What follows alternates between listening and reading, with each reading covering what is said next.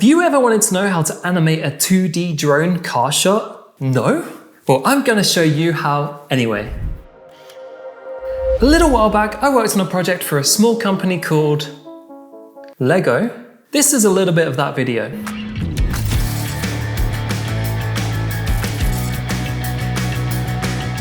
Shout out to Matt, the guy who did the 3D on that video. Not too shabby! I decided to use the same techniques from that video in this clip.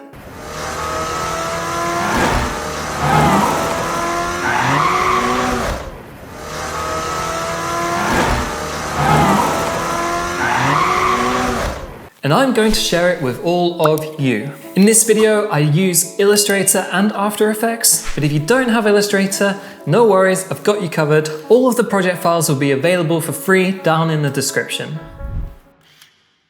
So the first step is to create the scene. First, we need to create the background. Go to the rectangle tool and then drag it over the top. Remove the stroke. Click on the fill layer. The screen is a little bit too vibrant, so I'm going to change this to something a little bit more realistic. Something like that. Now I want to create a gradient on this background. You do that by going up to the gradient panel here. Click the fill, you drag it onto the gradient, and then remove these by clicking, holding, and dragging downwards. Duplicate this by clicking, holding, press Alt, and drag to the side. And then same to remove this one. I'll drag these to the sides. Double click to bring up the color panel. Go on this drop down menu to hue, saturation, brightness, and then I'm going to shift the saturation a bit to the right and the brightness down. And then I'll change this to radial gradient. I'll reverse it so it's brighter in the middle. Using the gradient tool by pressing G, it brings up this circle and I can expand the size by dragging this square to the side. And then by clicking this circle and dragging downwards, I can turn it into more of an oval. Now for the road, click on the rectangle tool, click and drag to make a rectangle, and then using the align tool here, center it horizontally, center it vertically. I'll just adjust the size so it fits nicely here. Then obviously we don't want a green road, so I'll click this button down here to get rid of the gradient, double click on the fill and make it a nice gray color. Something like that. And again, I want to add a gradient to this. So I'll go back to the gradient panel. I'll drag the fill onto here. Again, remove these ones, duplicate that, remove this one. And I want to make this a linear gradient instead. So I'll click here and then I'll duplicate another one. And on location, I'll change it to 50%. Double click here and make it a bit brighter. There we go. It's a little bit too harsh of a curve, so I'm going to adjust these parameters just so the fall off looks softer.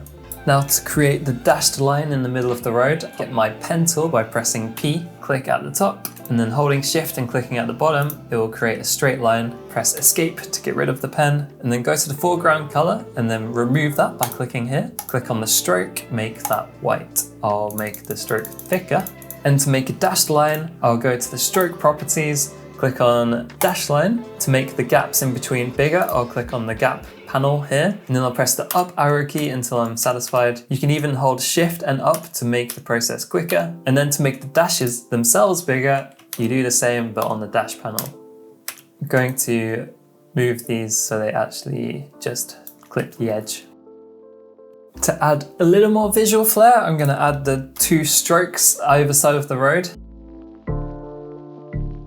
Now to create the trees, which is an interesting technique. So instead of rectangle tool, I'll go to my ellipse tool, hold shift and control to make an even circle. Shift and X swaps the stroke to the fill and make it a green color, something like that. After you create the ellipse, you go to Effect, Distort and Transform, Roughen, set the size to around 10%, make the detail around 5, and then set the points to smooth and press OK. This is quite an odd looking tree, but in the end it won't matter because they'll be moving so fast with motion blur you won't even see them. I also want to create a gradient for this one, so I'll go back to my gradient panel. I'll drag the fill onto the gradient, get rid of these again, same process. Make it a radial gradient, double click on one of the colors, and I'm going to make this one darker actually. I'm going to make it a little bit smaller. Doesn't matter if it changes the edges. The way to create loads of them really quickly is by going into the symbols panel and then drag the graphic into the symbols panel and make this a graphic. Name it tree. It's a static symbol and just press OK. Using the symbol sprayer tool, which is Shift S, and make sure you have the symbol selected, you just start painting over everywhere and it sprays loads of them. Just do this till you've filled out the entire space. And obviously it doesn't look great right now, so I'm going to tidy this up a little bit. We don't need it to go so far over the edges. So with the symbol sprayer selected, by pressing Alt and clicking, you can actually delete them. So I'm going to get rid of all the ones that go really far over the edges. And don't worry if you go too far, you can just add them again by letting go of Alt and clicking. And to add more variation, you can change the size of them by going to the Simple Sizer tool and just randomly clicking. You press Alt to make them smaller, click normally and they'll get bigger. I'm just going to do this randomly. And you can also move them around by going to the Symbol Shifter tool, clicking and dragging, and they'll shift them around a little bit. And same with the Symbol Scruncher tool. If you click on this, if you click down, they'll scrunch together. If you hold Alt, they'll spread out a little bit more. And obviously we don't want them to all be the same color. So the way to do this is by going to the Symbol Stainer tool, click a color, make it darker, click randomly. The more you click, the darker it will become.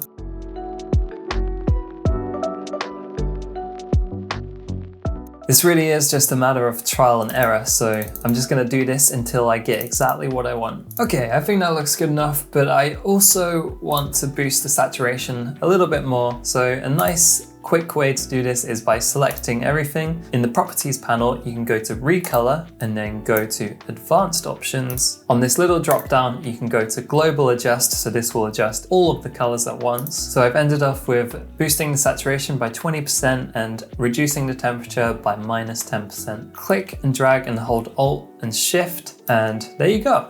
Just like that. And then of course we need the car. So I'm just gonna drag on this car that I made a while ago. This is a little bit too big, so I'll rotate it and scale it down so it fits nicely onto the road. And for now I might actually center it because that will help us later in After Effects. Now what I usually do is set it up so it's ready to be imported into After Effects, and that means creating a different layer for all of the different assets in this project. I'm gonna add a bunch of new layers one by one. I'm just gonna cut and paste them onto another layer and then name that layer.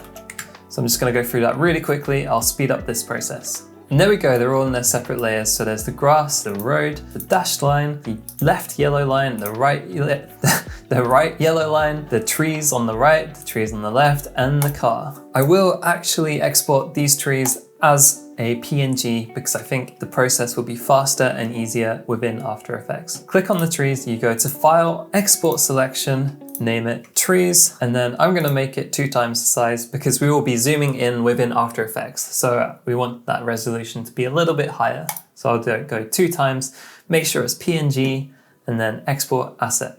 And now on to the next step.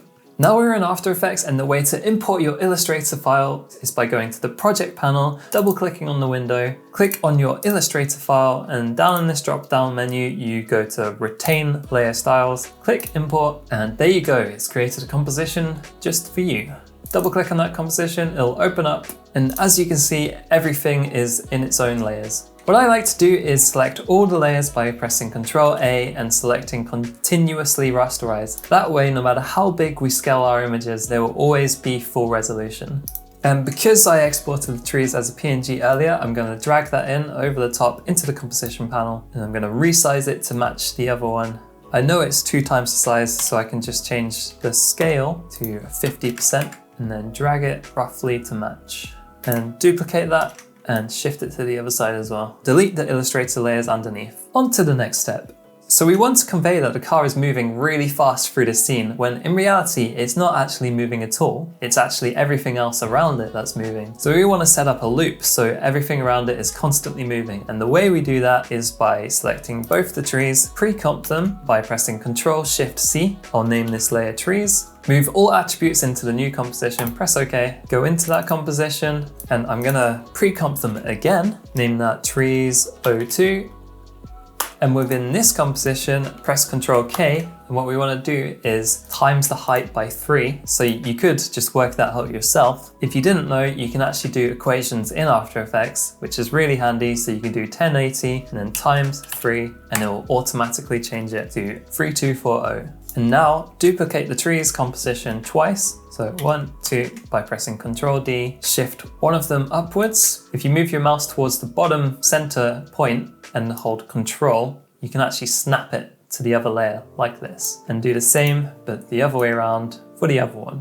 And now if you select this continuously rasterize button, it actually shows everything that's within the composition underneath, so it no longer cuts off the edges and it looks seamless. Now go back to our original composition. And now we want to animate the Y position, so press P to bring up the position, right click on it, and separate dimensions. Click the stopwatch for Y position and drag the composition all the way to the bottom. And you can hold Control to snap it to the edge. And then move the playhead forwards by about a second and drag the composition all the way to the top. And there we go, it's nicely animating. Obviously we want this to continue though, so I'm gonna create an expression by alt-clicking on the stopwatch and then type in loop out, press enter, enter again, and now it should continuously loop. To make it even more realistic, you can click on motion blur right here, and now the trees are blurred. And if you want to make the animation even faster, you can just drag this point inwards, and now the car is going 5,000 miles an hour. Realistic, right? Obviously we want to do the same for the dash line in the middle, so it is the exact same process. Make the dash line a pre-comp, name it dash line, move all attributes, go into this layer, and as there's only one layer, we don't actually need to turn this into pre-comp, but I will times the height by 3 again, duplicate the dash line twice, and again, move it to the top and bottom. You can also align it like this in the align panel. Perfect. Go back to the original composition, and instead of manually animating the position, what we can do is again separate their dimensions, and then using this parent tool, you can parent the Y position from the dash line to the Y position of the trees, and it will match exactly what the trees are doing. Perfect. And again, I'm gonna add motion blur. Nice. Now it really does look like the car is whizzing along at 500 miles an hour. On to the next step. So now we want to animate the car, and the way we do this is quite simple. Press P on the car, separate the dimensions again, just so we have more flexibility. And I'm going to have the car drive on from the bottom to the center. Click the stopwatch on the Y position, drag this keyframe forwards a bit, move the position so the car goes off the frame. Easy ease this keyframe by pressing F9. And there we go, now it's driven on. Now we want to animate the car swerving from left to right. And the way we do this is by clicking the stopwatch on the X position. I'm gonna have him starting off on the left-hand side of the road. That's how we drive in the UK. I'm gonna move the playhead forwards a little bit, create another keyframe, move it forwards again, and I'm gonna have it swerve to the right side of the road, move the playhead forwards again, create another keyframe, and then move the car back again by moving the playhead forwards and swerving it back to the original spot. It is looking a little bit too static right now, like one of those arcade games back in the past, so we want to add a little bit more character. I'm going to select all of these frames and easy ease them. That already looks a little bit better. We also want to add a rotation property, so I'll press Shift and R, so it adds it to this list of keyframes. I'll click the stopwatch, and I'm going to drag the first keyframe, so it's just before the first keyframe where it starts to move to the right side, and then I'll drag it just after that keyframe and then rotate it towards the right, and then move the playhead forwards, and I'm going to make it so the rotation overshoots a bit as if the car's drifting, and then I'll bring it back to the center before the next keyframe, and then go after that one, and I'm going to rotate it back to the left, and then go after that keyframe and overshoot it again, and then bring it back to the center. Let's see how that looks. Looking pretty good, but it's obviously looking stiff still, so I'm going to select all of the keyframes, press F9 to easy ease them. That looks quite nice. I might make the gap between these a little bit longer, so I'll select these and drag it forwards. Bring this one back, and I'm gonna create another one to center it here, so it goes back to the normal state. Hopefully that looks good. Yeah, that looks pretty good. To make it look even more natural, we can select all of these keyframes and go into the graph editor. I'm going to make sure we're in the value graph, and I'm going to select all of these and just stretch them out slightly. Shift and click all of these. Again, this is all trial and error, so you can spend a really long time trying to finesse this. It's all really up to you, whatever looks right. I think that looks pretty good. To finish this off, I'm just gonna have it drive off the top of the screen, and that way we can create a nice loop. I'll click on the Y position, drag the playhead forwards a little bit, and I'm just gonna drag it off the screen. like so. And I'll ease this out. Same with the one before, I'm gonna just add a bit more easing on this.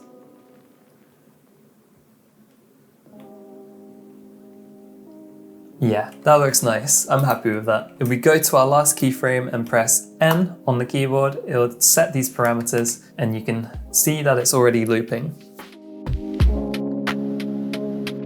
Nice. On to the next step. In this step, we're going to create the camera drone, and this is actually really simple. So what you do is you create a camera by holding down Shift, Control, Alt and C. And I'm gonna make it 35mm, press OK again, that doesn't matter. We need to make all of the layers underneath 3D, so select them all and click this button to turn them to 3D layers. I'm gonna turn motion blur off for now, just so we can see what we're doing easier. I'm gonna bring the trees a little bit closer to the camera. This will create a nice parallax effect. You'll see what I mean in a second. So while trees is selected, press P on the keyboard, go to Z position and shift that so it moves a little bit closer towards the camera. So if I bring up the camera tool and move the camera towards the car, you'll see that the trees move quicker than the floor. Quite a cool parallax effect. Now I want to animate the Z position on the camera, so I'm going to press P on the camera layer, right click, separate dimensions, and I'll create a keyframe on the Z. On the car layer, I'll press U just so I can see the animation that I made previously. So I'm going to have the camera start off quite wide, and as the car drives in, I will move the camera in closer. So right before the car moves to the right side, I'm going to create a keyframe on the Z position of the camera, and then I'll move the playhead to where the car goes all the way to the right side, and I'm going to animate the camera moving outwards. And then again, go to the start before the car moves back to the left side, create a keyframe on the Z position of the camera, go to the end of that animation and zoom the camera back in again. Now select all of these, press F9, and because we want this to loop, I'm going to copy the first keyframe of the camera and paste it at the end of this. Let's see how that looks.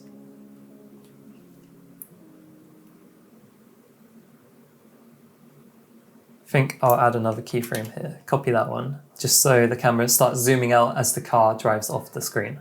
Nice. And I might make these more interesting by going into the graph editor and easing these a little bit more.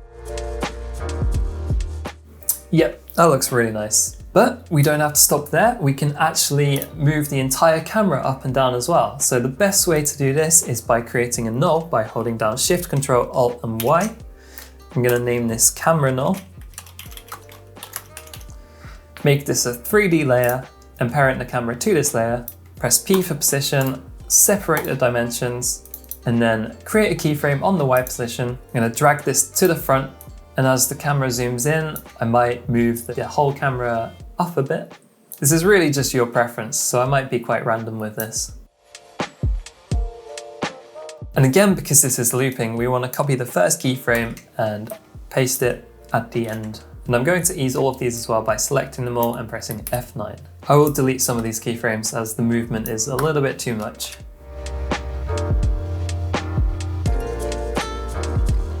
Yeah, that looks cool. That looks cool. But we're not done yet. We can actually create some camera shake, which will make this motion even more exciting. So I'll create another null. I'll name that camera wiggle.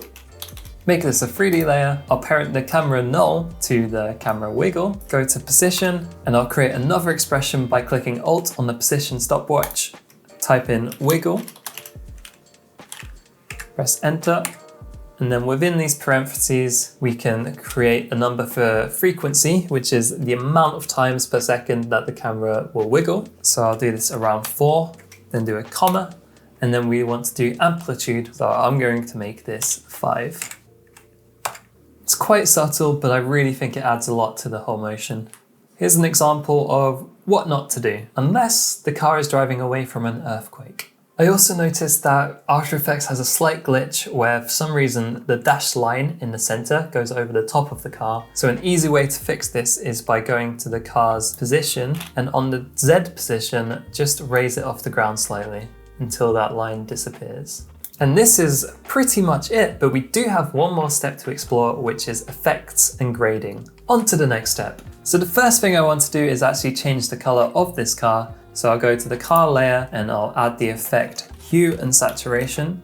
And all I have to do is shift the color to one that I like. I actually quite like the contrast of the orange against the green, so I'll make it something like this. And we want to create a shadow underneath the car, so the way to do this is by pre-comping the car, move all attributes, and as you can see the car shifted slightly, so we want to click on the continuously rasterize button. So it carries through the 3D layer within this composition. On top of this layer, I'll create a drop shadow, increase the softness to around 25%, increase the distance to around 9, increase the opacity to around 70%, duplicate this drop shadow by pressing Ctrl D, and I'll move the distance a little bit further, increase the softness, reduce the opacity to around 50%, duplicate this one more time, increase the distance even further, increase the softness, and again, reduce the opacity to maybe 30% or 40%. I will also add a CC light sweep on top of this. I'll drag this above the shadows and I'll move the position so it falls on top of the car. And as you can see, it creates this nice little edge lighting. It almost makes it look a little bit more 3D when obviously it isn't. I'll change the edge intensity to around 30%. I'll increase the width to about 60. And I think that looks quite nice. And to create a vignette over the entire composition, I'll create a solid by pressing Ctrl Y. I'll make this black, name it vignette. Up on the tool panel, create an ellipse here and then double click and it creates a nice mask on this solid. And then we want to go to the mask down here and go on subtract, double tap M so it brings up all of the mask properties, and we want to feather the hell out of this mask. Somewhere around there looks nice. And so the corners aren't so dark, we can expand the mask so it goes further outside of the composition window. We also want to add shadows to the trees, which is actually really simple. Just copy all of the shadow effects from the car layer, go to the trees layer, Ctrl V, and there you go, it's copied the exact same properties. I also like to add a glow by creating a solid layer, selecting a nice yellowish orange color, name that glow, change the mode to screen, and then reduce the opacity. And with the shape layer, just draw a mask over the top. Bring up the mask properties and feather that. And then we can just move these anchor points to where we want the glow to form.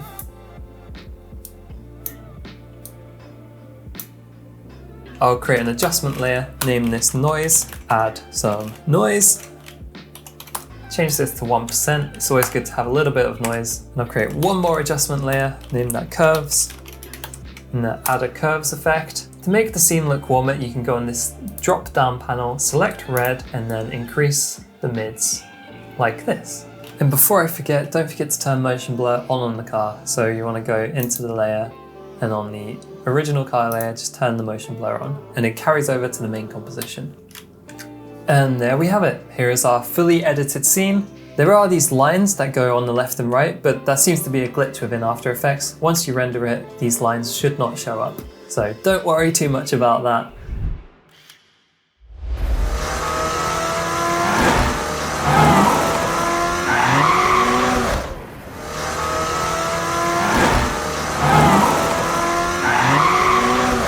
Thank you for watching. I hope you learned a few new tips and tricks. If you enjoyed the video, please hit that like button, leave a comment down below, and if you want to see more videos like this, please subscribe to the channel. As always, I will see you in the next video. Bye bye.